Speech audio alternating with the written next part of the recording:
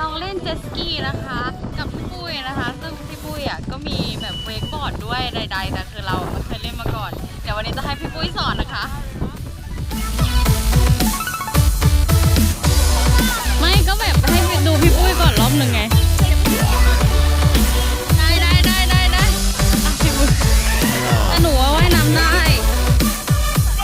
หนูต้องไปเหยียบตรงไหนอ่ะพี่ปุ้ยข้างโน้นเหรอใส่อะไรหรอเหยียบตรงตูดเดี๋ยวหนูจะไปยังไงได้ดีอ่ะมีปัญหากับชีวิตโอเคมาแล้วเธออย่าเพิ่งออกนี่คือสตาร์ทค่ะทางนั้นและนี่คือคันเร่งค่ะอย่างเดียวไปเรื่อยๆแค่นี้เหรอคะนี่เดินหน้านะถอยหลังก็ต้องแบบถ้าจะถอยหลังผ่อนเบาๆแล้วก็กดมันก็จะถอยหลังกดอันเดียวกันแต่แค่ดึงแล้วพอเวลาเราเดินหน้าไปอีกผ่อนแล้วก็ผ่อนเสร็จแล้วค่อยๆไปอุ้ยแกนั่งเฉยๆโอเคนั่งเฉยๆขยับไปขยับขึ้นหน้าฝากพี่ปุ้ยไว้1 มือทำยังไงได้ใช่ไหมได้ค่ะอันนี้เสียบเข้าไปเฉยๆเสียบตรงไหนก็ได้แล้วก็สตาร์ทกดไปกดยังไงกด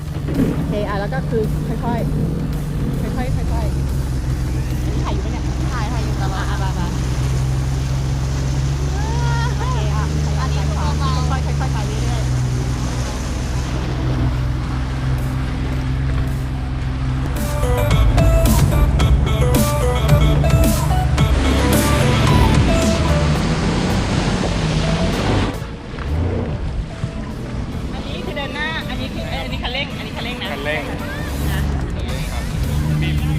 บีบมากก็แรงมาก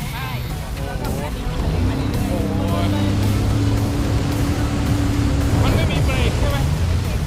อ๋ออย่างนี้ปุ๊บถ้าจะถอยหลังผ่อนเบาใช่ไหมถอยหลังอ๋อมันใช้แบบเป็นการเบรกแบบถอยหลังใช่ไหมครับ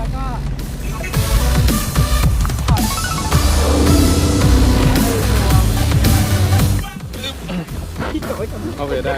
เอามาโอเคอันนี้ติดแค่นี้ปะได้ครับมันกว้างมากใช่ครับเอาแล้วก็เสียบปึ๊บเสียบให้เข้าแล้วก็คันเร่งขวา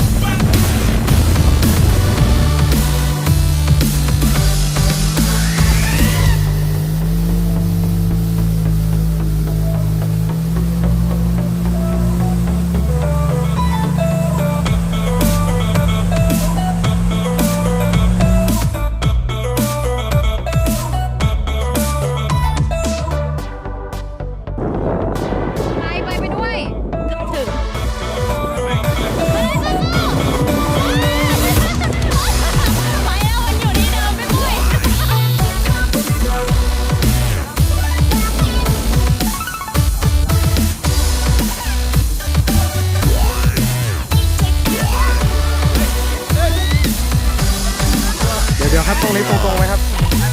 ไม่เป็นไรโอเค